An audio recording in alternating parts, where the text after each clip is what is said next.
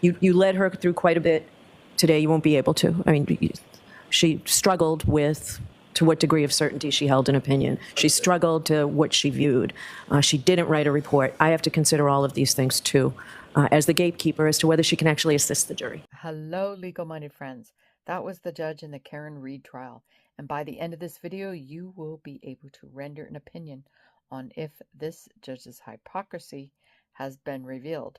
So hypocrisy is the practice of claiming to have higher standards and more noble beliefs than is the case. To understand how we got here, let's have a listen to the defense outside the jury argue with the judge regarding a motion the Commonwealth filed to preclude an expert witness because the defense failed to disclose within the time limitations set by the judge. So basically, the prosecutor is saying, you are springing this on us too late in the day, so the expert should not be allowed to testify.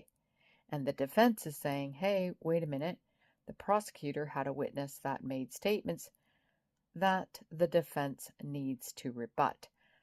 So let's have a listen to the defense attorney argue with the judge.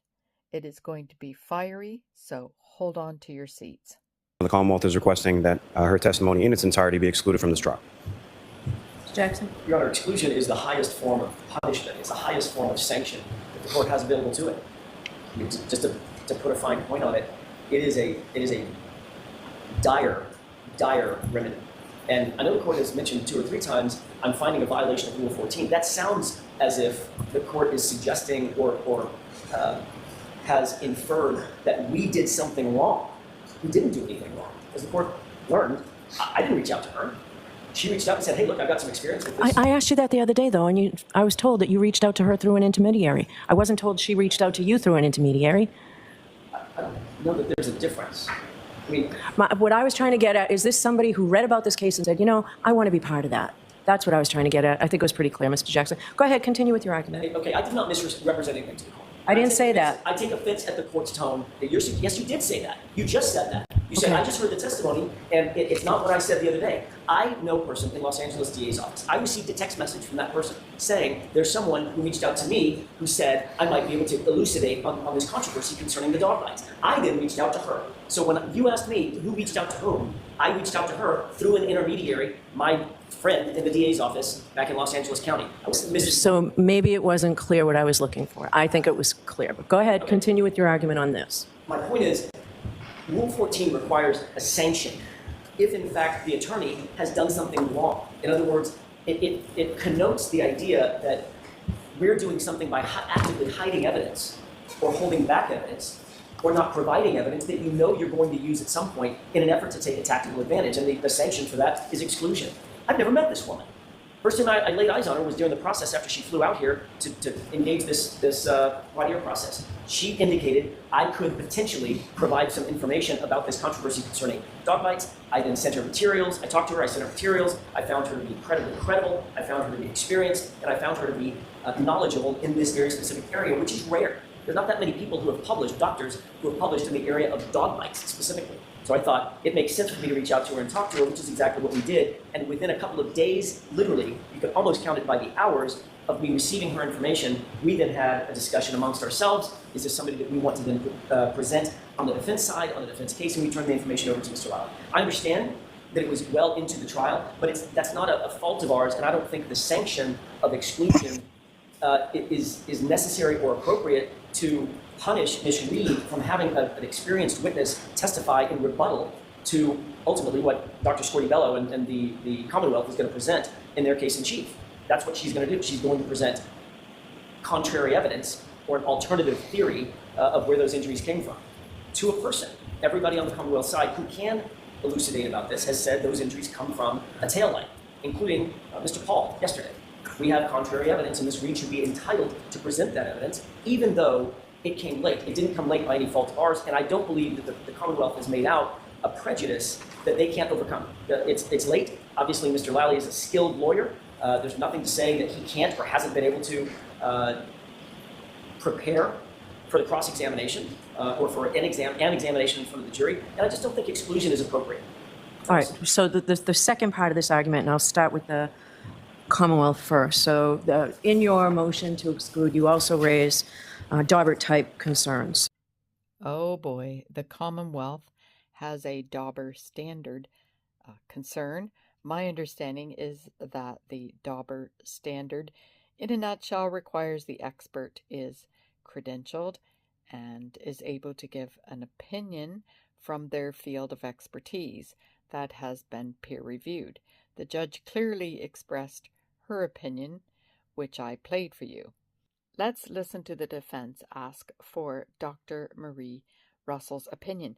As I was so impressed with her credentials, I took the liberty of listing on the screen Dr. Russell's experience, current work, and education.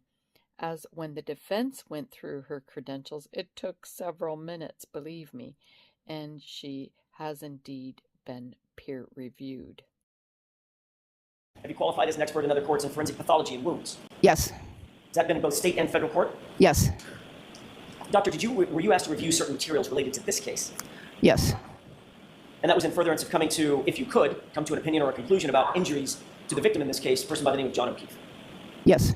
What did you review in anticipation of your determining whether or not you could come to an opinion or a conclusion? So I reviewed hospital photographs, autopsy photographs, an autopsy report, grand jury testimony from the medical examiner in this case. There may be some other. Based on I just want to ask about that. Do you have notes with you as to what you reviewed? No. Okay, so when you say there might be other, you don't. Well, If he tells you what you reviewed, you'd know it. I would recognize it. All right, but I want to hear it from you. You don't know of anything else that you've reviewed? This is sort of important, Mr. Jackson. Okay. Can you think of anything else, Doctor, besides autopsy. these? Autopsy photographs, autopsy report, neuropathology report, toxicology report, and the grand jury testimony. Okay, so as you recall, the items that you reviewed include an autopsy report by Dr. Scorti-Bello, correct? Yes. A neuropathology report by a doctor named Stonebridge, correct? Yes. Toxicological reports associated with the autopsy? Yes. Grand jury transcripts from Dr. Scorti-Bello? Yes. Photographs of evidence items, including a gray sweatshirt? Oh, yes. Yes. And autopsy photos that were taken attendant to the actual autopsy? Yes, and photographs that were taken in the hospital, and I reviewed the hospital ER record also.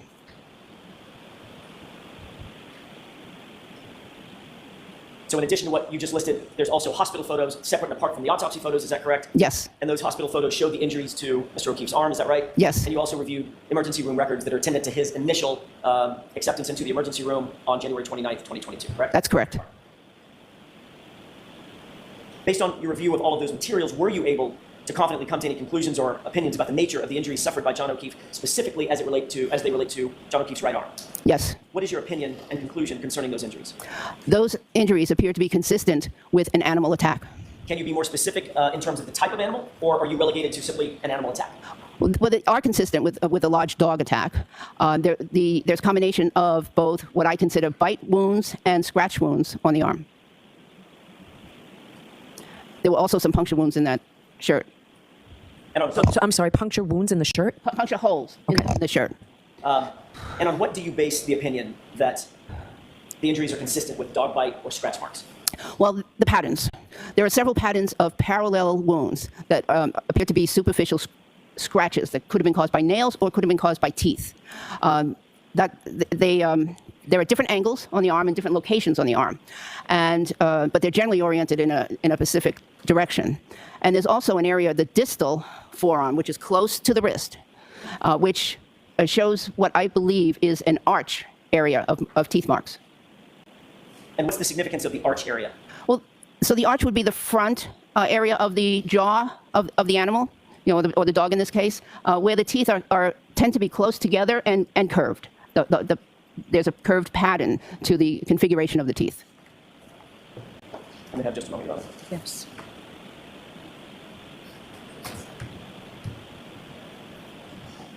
Do a series of photographs. Can I approach you? Yes.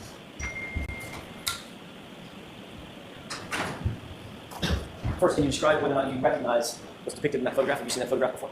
Yes, I have. Is that part of what you reviewed in coming to your opinions and conclusions? Yes. What is that a photograph of? So this is a photograph of the decedent's arm near the elbow. And do you want me to describe what it shows? Just briefly. An Okay. overview of what And it shows wounds. Okay. Your Honor, I would ask that that be marked as next in order of evidence. All right, so for this voir dire, we'll have separate evidence, right? Is this an exhibit number in the trial It already? has not been marked yet, so I'm fine with starting over, sort of for the purposes of what your process are. So this will be a separate voir dire with separate exhibit, yes. So it's going to be exhibit 1? Yes.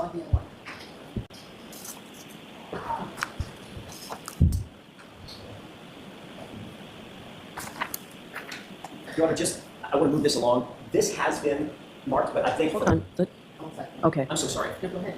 This one of the three has already been marked, but if, just for consistency, I'd rather mark it additionally for voir dire. Need a separate record for the voir dire.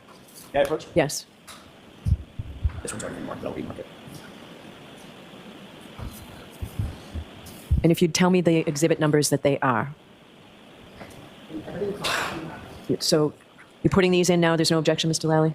For purposes of this, no. Okay. So we'll mark these now, but May I approach? yes. The one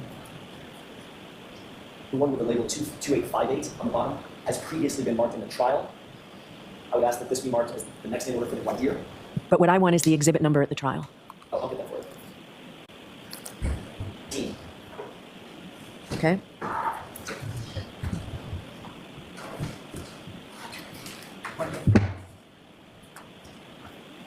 Is that 19? That's correct. It's 19. Okay.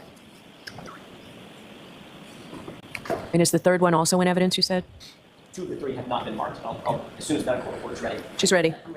May I just establish the foundation? Yes. The following 2 photographs that I just showed you, Doctor, do you recognize those? Yes. Did you also review those in terms of, in furtherance of coming to your opinions and conclusions? Yes. Do they also appear to be different photographs of John O'Keefe's arm? Yes. I would move for the admission of both of those, Your Honor, for purposes of voir dire. There's been no objection to them, so they're in. They're already marked. I just need to know which one's 2 and which one's 3. May I approach? Yes. Okay, that's with court permission, may I publish Yes. Exhibit 2 for voir dire? Yes.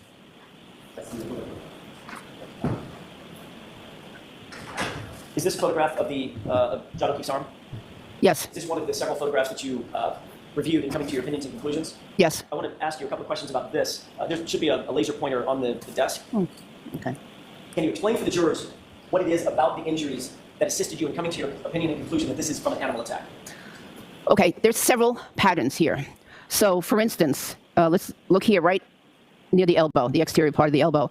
There's these 2 linear marks, which appear to be from upper teeth, and 2 punctures below those, which are superficial, meaning they didn't go very deep into the skin, but they appear from the lower teeth. So that's one pattern.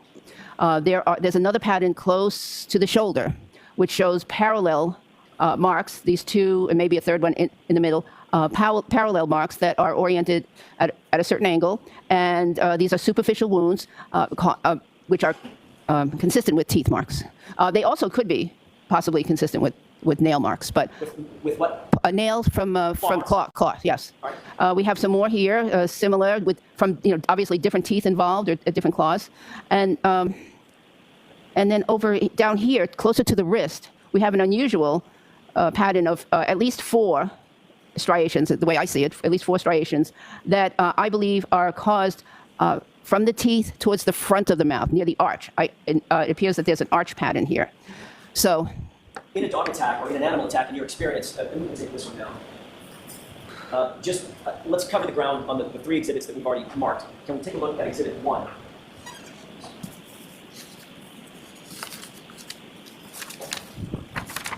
Is this just a may I publish, Your Honor? Yes. I apologize. Is this just a close-up of the same injuries? yes, And do these appear to be consistent with what you just testified to in terms of either teeth or claw marks, especially as it relates to the area closest to the elbow? yes, All right. And then looking at Exhibit 3. May I publish? Yes. Is this a close-up view of the area closer to the wrist that indicated those parallel, you used the word striations? yes, All right. And these appear to be taken, attended to the autopsy as opposed to the other photograph, Exhibit 2, that was taken in the hospital. Is that right? that is correct. All right. And would the time difference account for the slight change in the nature of the wound? It could. Photograph of the wound, I guess? It could, or different technique, yes. Okay, let me take this down. Did you take into consideration the lack, in coming to your opinion and conclusion, the lack of other injuries, for instance, fractures, broken bones, or deep bruising, soft tissue injuries? Oh, yes. How did that play into your opinion? Well, so of course I considered, what else could have caused these wounds, before coming to my conclusion. And so I wanted to rule out other things. And there were no significant major bodily injuries outside the head. There was nothing. There were no fractures of the long bones, the chest, the pelvis, the arms. So yeah. So having seen hundreds and hundreds of car accident victims and people hit by cars, I ruled that out very quickly. Okay. And in terms of the injuries that you did see, especially as they're attendant to the arm, based on everything that we've discussed today, is it your opinion, based on a reasonable degree of scientific certainty, that those injuries are consistent with an animal attack as opposed to a motor vehicular pedestrian incident? Yes. Thank you. That's all I have. All right, Mr. Lally. Next up, the Commonwealth Prosecutor questioned Dr. Russell as to her credentials and established that she is not an expert in accident reconstruction, but conceded she is an expert in animal bites and scratches, so as this voir dire is an exercise to establish if the defense should be allowed a late entry for this expert to rebuttal what the Commonwealth will present about John O'Keefe's injuries and what State Trooper Paul said. Let's watch the defense cross him on the previous day. I am only going to play a few segments to illustrate his credentials and his expert accident reconstruction opinion on what happened, focusing on John O'Keefe's injuries. So let's watch that. Do you hold any degrees in the scientific discipline of mathematics? I do not. Do you hold any degrees in the scientific discipline of physics? I do not. Hold any degrees in the scientific discipline of biomechanics? No. How about in engineering? No. How about in kinematics? No. What's the highest degree that you do hold, sir? I have an associate's degree. In what? Administration of justice. You mentioned kinematics on Friday. Do you hold any certificates in the specific area of kinematics? Yes, it's covered in the basic crash investigation classes. Okay, so you took a class, in other words, correct? At multiple classes. They introduced the idea of what kinematics is, right? Correct. You testified about that on Friday. Yes. Define kinematics, if it's yours. It deals with the aspect of motion. It's a subfield of what broader field? Kinematics? Kinematics is a subfield of what broader discipline of science? I'm not sure. Physics, correct? Yes. And it describes how points and objects, systems of objects, how they move, and how the rate they move and the rate of their velocity, correct? It deals with emotions. What's that called? The rate of velocity. What's another word for that? The rate of velocity? Right. I mean, it deals with motion. It deals with forward and also deals with speed. It deals with travel and speed. If something's moving, it also has a speed to it. Right. The word you're looking for is acceleration, correct? Sure. What role does acceleration play in the field of kinematics? What role does acceleration play in kinematics? Right. It talks about, like you just said, it talks about the speed and it talks about motion. Is kinematics also known as the geometry of motion? Is that correct? I have not heard that. Never heard that. What's the difference between constrained and unconstrained motion? Constrained and unconstrained motion? That's what I asked. Constrained motion. I can't recollect at the moment. Constrained motion is motion on a predetermined path, isn't it? Yes. Unconstrained motion is what? When it doesn't have a predetermined path? Free movement, correct? Correct. Should remember that from your class? For the most part, we don't go that in depth, constrained and unconstrained. Constrained and unconstrained, not restrained. That's what I said. Sorry, unconstrained. Yes. Kinematics uses algebraic formula to model these motions, right? The motions of these points and systems of points, correct? Yes. And it includes concepts like displacement and speed, velocity, distance, acceleration, which we've talked about, correct? Correct. And it looks at how these things, these values vary over a point in time, or duration in time. Is that right? Do Yes. you actually understand the physics behind the study of kinematics? Yes. The word you learned in class. Yes, we had to go over the physics part of it. On Friday, you said that this incident is a pedestrian strike from a vehicle. You reiterated that again this morning. Is that right? Correct. I want to be clear. That is your opinion based on your training and experience, correct? Yes. Ask a question, Mr. Jackson. You know what normal wear and tear on a vehicle is, right? Yes. Bumpers get scratched myriad ways, correct? Correct. Get scratched in a grocery store parking lot, right? Yes. Shopping cart can bounce off the back of the car, scratch the bumper, scratch the side of the car, quarter panel or something, right? Sure. I mean, I don't want to go through it, but there's thousands and thousands and thousands of ways that a car can get a scratch, correct? Correct. My question is, do you, as you sit here, do you have any scientific evidence that those scratches occurred on January 29th at approximately 12:45 a.m.? What do you mean by scientific evidence?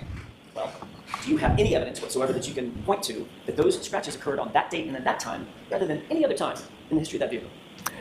Like I said earlier, the video seems to appear that's what it looks like that could have been from. Well, you said on Friday, let's talk about those scratches for a second, because Okay. when you testified Friday, you were pretty clear. You said that, if I can find it exactly.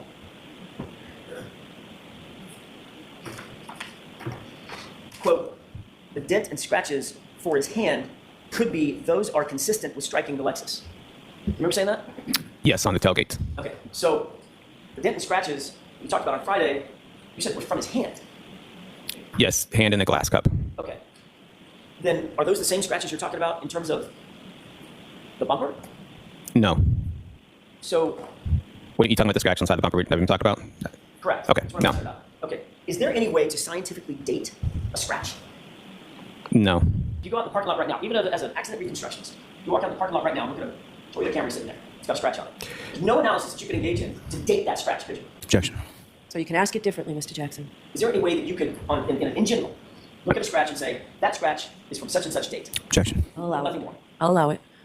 You cannot say, you can look at evidence and shows that it may have been older than what the newer evidence would be, but there's no way to say that specific date and time and that a scratch would come from. Right. And it's possible that any or all of those scratches on the Lexus could have predated January 29th, correct? No. That's not possible. The ones that are on from the taillight and the other parts of it, Scratches anywhere on the car. depends on what you got to pick the other scratches. You got to show me other scratches on the car. I'm saying it's possible, since you can't date a scratch, it's possible that any or all of those scratches could predate January 29th. It's a simple question, right? It's possible. You're being pretty broad on your scratches here. I'm not being brought it. Let me ask it a different way. Let me ask it again. Is it possible that any or all of the scratches that were noted on that car predate January 29th? Any and all of the scratches? See, that's I'm saying you're being pretty broad. Any and all scratches on the car Answer that question. If that it it's possible. predate. Objection. I don't know every single scratch on that car. I could mean Overruled. So can you answer that question? no. Let me ask you this. Based on your reconstruction, nearly 2-year investigation, exactly how was that taillight shattered? Explain it to us. How does the taillight? What do you mean? It got so the taillight in this case was shattered when it was struck John O'Keefe's arm. Exactly what part of his arm?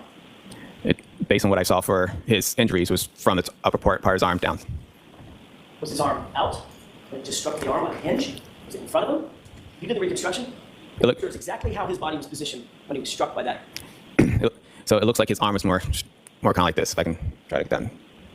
You're indicating out by his side, correct? Yes. All right. And the taillight would have struck his arm, right? Yes. Not his torso. Yes. Okay. So the full mass, the full weight of that truck hit him basically at the elbow. Is that right? No. Missing his No. torso. I said it from the upper part of the arm Right, down. at Yeah. the elbow and the biceps. I didn't see anything that shows an indication that this lower torso was struck, but Okay. So his torso, it's not saying it could not have been a possibility, but I just didn't see anything. So his torso was spared from being hit, but the arm took the brunt, the full force of the vehicle, correct? Like arm and shoulder. Yes. Okay. And you said he then did a spin, like a sort of a pirouette? He got spun around possibly the way he struck. It looked like it could have turned around counterclockwise. Okay. So if he turns around counterclockwise, is he turning around in the air counterclockwise? Yes. Initially. So he gets hit on the upper biceps, shoulder area, and down to the forearms, right? Yes. By an unbroken taillight, right? Yes. In other words, it's nice and smooth. Nothing, no shards of plastic or anything broken at the time that it made contact with his arm, right? Correct. Okay. So how did his arm get all cut up? Because when his arm struck the taillight then cracked, and as the car driving past him, the taillight could scratch it. Got it. So he gets hit by the car, not his torso, just the arm. The taillight cracks, and as it passes by, his arm stays with it long enough to get striations, those scratches that you see, those lacerations. I'm sorry, those abrasions that you see, right? In a sense, yes. And at the same time, he does a pirouette and flies 30 feet to his final point rest. I don't know if he did a pirouette. Well, I'm using the word pirouette. He spun around. He started rotating counterclockwise. I don't know how far he ran counterclockwise, but he started rotating. According to that, would push him to rotate counterclockwise. Whether he went counterclockwise all the way to his back toward the ground, it seems like a most likely possibility. Did you account for the fact that his arm is on a hinge? Is what? Say again? Did you account for the fact in this scenario that you just told the jurors that his arm is on a hinge? On a his hinge. shoulder? Okay. Okay. So your arm got hit. Did his arm just swing? I said arm and shoulder area, so his arm could have been considered part of it. Even if his shoulder got the upper Okay. pointing to his upper biceps. Right? There's no injuries on his shoulder, not a single one, not even a bruise, right? Like I said, it looked like to me it was from up here. I don't know how far I can up back here, but it was up here. Well, So you're the one that talked about his injuries on his arm. yes. That's limited to about mid biceps, to about mid forearm, right? Okay. Right? Yes. No injuries on the shoulder, no injuries on the torso, no injuries on the ribs, no injuries on the back, right? Is that right? Yes. So your theory is you got hit on the arm, took the brunt of the force from the taillight on the arm, stayed with the vehicle long enough for the taillight to explode, basically, to shatter. Then these striations get on his arm, abrasions. Does a pirouette, spin, counterclockwise, and flies 30 feet in the air to his point of rest. Yeah, have to probably a little faster than that though. As you said, he hit his head on a curb. I said that's one of the possibilities of when you look at the roadway as he gets spun around counterclockwise. It's a possibility that the curb is there. Any blunt force object on the ground, as the ground is pretty blunt. Well, except in your scenario that you just told us, he flew through the air onto the light dusting of snow, grass, and dirt. I didn't say through the air. Say that again? I didn't say he got thrown through the air. Okay, I'll use your word. He got projected. Projected doesn't mean it's not incorporating just the throw. Project just means you get pushed forward. There's two parts of that. There's the air, then there's the ground. Like I said earlier, the tumbling, the rolling, whatever that part of the crash would happen. Projecting is just what we call what happens to a pedestrian post-impact with a crash. Okay, so a couple questions. If his arm, elbow, took the brunt of that entire impact, how do you account for the fact that he didn't suffer a broken bone? I don't know. How do you account for the fact that he didn't have a fracture? Objection. Sustained. How do you account for the fact that he didn't even have a bruise on the arm? Objection. That's sustained too. Hey, reproach. So, after hearing that, what do you think about his credentials? And is it important for the defense to be allowed to rebut his theory? Okay, now I think it's important to listen to the questions that the judge asked Dr. Russell, given that she already answered these questions when asked by the defense. I put up a note on the screen to remember this. All right, so since this is a voir dire, I get to ask questions, Doctor? So Oh, yes, I okay. just have a couple of questions for you. I don't think I really heard you. So could you tell me again what your opinion is and to what degree you hold that opinion? Yes. These injuries in the arm are, my opinion is that they are the result of animal bites or scratches. And do you know what kind of animal? Well, yes, most likely dog, large dog. And I'm very reasonable, very sure to, what's the word I want? Medical certainty, very right, so high degree of medical certainty. Reasonable degree of medical certainty. Yes, definitely. Okay. Now do you understand why the judge was concerned? But given how State Trooper Paul answered his questions, what do you think? Has the judge revealed her hypocrisy? That this expert witness will not add value to helping the jury decide if the injuries are from a dog or a shattered taillight, as Trooper Paul said? Well, I certainly think she has the credentials to be an expert witness. But let's see what the defense and prosecutor's final plea to the judge is. That dog was the cause of these particular injuries, however, was not shown specifically anything to do with that bite history as far as by way of reports or photographs. So that juxtaposed or coupled with the immensely late disclosure. I mean, we're talking about at least the 6th week of trial by the time this witness is even mentioned, not on the defendant's witness list, not mentioned at any point in time during the pendency of the case, and then sort of pops up in the middle of May, and to the point that the limited amount of material or information that's provided by counsel as far as disclosure opinion doesn't come until today. So for all those reasons, Your Honor, the Commonwealth is requesting that her testimony in its entirety be excluded from this trial. Jackson? Your Honor, exclusion is the highest form of punishment. It's the highest form of sanction that the court has available to it. Just to put a fine point on it, it is a dire remedy. And I know the court has mentioned 2 or 3 times, I'm finding a violation of Rule 14. That sounds as if the court is suggesting or has inferred that we did something wrong. We didn't do anything wrong. As the court learned, I didn't reach out to her. She reached out and said, hey, look, I've got some experience with this. I asked you that the other day, though, and I was told that you reached out to her through an intermediary. I wasn't told she reached out to you through an intermediary.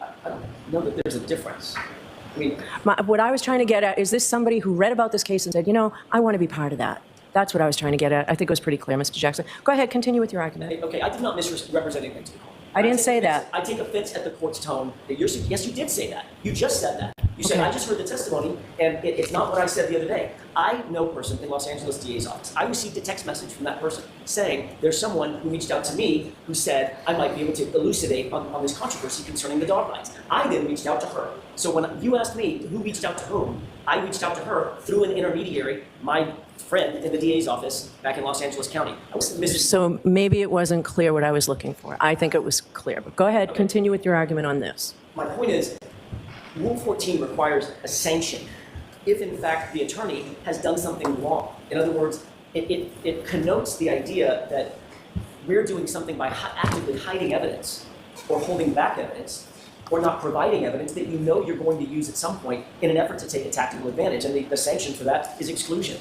I've never met this woman. First time I laid eyes on her was during the process after she flew out here to engage this voir dire process. She indicated I could potentially provide some information about this controversy concerning dog bites. I then sent her materials. I talked to her. I sent her materials. I found her to be incredibly credible. I found her to be experienced. And I found her to be knowledgeable in this very specific area, which is rare. There's not that many people who have published, doctors who have published in the area of dog bites specifically. So I thought it makes sense for me to reach out to her and talk to her, which is exactly what we did. And within a couple of days, literally, you could almost count it by the hours of me receiving her information, we then had a discussion amongst ourselves. Is this somebody that we want to then present on the defense side, on the defense case, and we turned the information over to Mr. Lally. I understand that it was well into the trial, but that's not a fault of ours, and I don't think the sanction of exclusion is necessary or appropriate to punish Ms. Reed from having an experienced witness testify in rebuttal to ultimately what Dr. Scortibello and the Commonwealth is going to present in their case in chief. That's what she's going to do. She's going to present contrary evidence or an alternative theory of where those injuries came from to a person. Everybody on the Commonwealth side who can elucidate about this has said those injuries come from a taillight, including Mr. Paul yesterday. We have contrary evidence, and Ms. Reed should be entitled to present that evidence, even though it came late. It didn't come late by any fault of ours, and I don't believe that the Commonwealth has made out a prejudice that they can't overcome. It's late. Obviously, Mr. Lally is a skilled lawyer. There's nothing to say that he can't or hasn't been able to prepare for the cross-examination or for an examination in front of the jury, and I just don't think exclusion is appropriate. All right, so the second part of this argument, and I'll start with the Commonwealth first. So in your motion to exclude, you also raise Daubert-type concerns. So, Mr. Lally, is there portions, if I permit her to testify, are there portions, focus specifically on the part of her opinion where she says, I guess the defense expects her to be able to say she will testify that these injuries are inconsistent with having been struck by a vehicle, road rash, or scratches from broken glass or taillight material. I think you have an uphill battle on that part, Mr. Jackson. But Commonwealth, what are you saying? If she testifies, what should she be able to testify to? And don't just say nothing. I want some input. No. If the court were permitted to the doctor to testify, Your Honor, what I would submit would be permissible testimony from a legal standpoint. I have some factual questions in regard to that, but from a legal standpoint, I think the court could permit her to testify as to the injuries that she observed, her work in history in that area, observing prior injuries related to animal attacks and whatever consistency she believes that they have with that. I do not think it would be proper to allow this witness to testify or opine anything about the inconsistency with regard to pedestrian injuries. I don't think any proper foundation has been laid for there, whether it be through experiential knowledge in relation to that, or any sort of specialized training or knowledge, or anything to do with that. Anything from a forensic pathology or anatomical pathology perspective, I think should also be out of bounds and excluded with regard to this witness. She's certainly a very experienced emergency room physician, so anything in relation to that, I think it's permissible, but as far as the experience when it comes to motor vehicle crashes or pedestrian crashes, of which the court is well aware, there are a litany of different types of interactions a pedestrian can have with a motor vehicle in a collision sequence. And simply saying, well, there was no injuries to the leg, so it couldn't have been a motor vehicle collision is just plain wrong, and not backed up by science or anything else that this witness can testify to from the very limited experience she has in that realm. So if the witness were able or permitted by the court to testify, I would submit that her testimony should be relegated to simply what, if any, opinions, her experience, obviously, and then what, if any, opinions she draws with regard to the causation of the injuries on the right arm, as it pertains to consistency there. But I venture to guess that it's likely that those are probably also going to be, in her opinion, consistent with many other causes beyond that, if she's being reasonable. All right, Mr. Jackson? I'll submit, Your Honor. I have no issue with, like I said, I'll submit, I'm not submitting. I have no issue with limiting her testimony to the animal attack issue, the dog attack issue. I didn't, as the court noted, I didn't spend any time. I think I may have asked one question that's consistent with the motor vehicle incident. I have no problem if the court wants to limit her testimony to the dog bite aspect and not the motor vehicle aspect. I wasn't planning on going into that aspect anyway, because I've got another pathologist who's going to do exactly that. But you did go through it with her, and it's on your disclosure. It is, but I have no problem editing that. So why is it on the disclosure, or where the Commonwealth turned over, that she viewed all reports associated with Chloe's bite history and the UC Davis DNA testing? Why is that in there? Because we set that in a Dropbox. We set everything in a Dropbox, and I assumed that she reviewed it. She must not have seen it or opened it or reviewed it. I didn't know. But that's what was sent to her. Everything that's in the disclosure is what was sent to her. All right. If she's permitted to testify, you led her through quite a bit today. You won't be able to. I mean, she struggled with to what degree of certainty she held an opinion. She struggled to what she viewed. She didn't write a report. I have to consider all of these things, too, as the gatekeeper, as to whether she can actually assist the jury. So I'm not deciding this right here. Mr. Lally, if I do permit her to testify, I will give you time to absorb this testimony and to find an expert in rebuttal for this. How long might something like that take? Not terribly long, Your Honor. As far as preparation, I can't give an exact time frame on that. As far as a rebuttal witness, I'd say a week at the most. A week from today? Yes. Why don't you start looking at least? All right, well, I decide I won't know until Thursday. Sure. All right. All right, anything else on this witness? Submitted, Your Honor. Okay. All right. To the voir dire motion the other day, or voir dire hearing in response to the Commonwealth's renewed motion for reciprocal discovery and motion to exclude defendant's expert, Dr. Marie Russell. So the Commonwealth was alleging violations of Rule 14's reciprocal discovery requirement, and the Commonwealth asked for exclusion of Dr. Russell. I did find and do find that there was a violation of the reciprocal discovery obligations of the defendants. I was looking for a remedy. You called it a sanction, Mr. Jackson, but I called it a remedy. And I did tell counsel, as you know, at sidebar a couple of times, at least last week, that I did not want to exclude the testimony if I did not have to. So we had the voir dire, and I'm satisfied that the voir dire provided the Commonwealth the information that the defense should have provided the Commonwealth. So I am going to allow Dr. Russell to testify, but her testimony is very limited, and I think you even sort of acknowledged it the other day, Mr. Jackson. So she'll be allowed only to opine whether or not the marks on John O'Keefe's arm were the result of an animal attack. I find that she is a medical doctor. She's an experienced ER doctor, albeit, several years ago since she's worked in that capacity, but that she does have specialized knowledge in that field that may assist the jury in this regard. But she can't testify as an expert on police activity. There'll be none of that.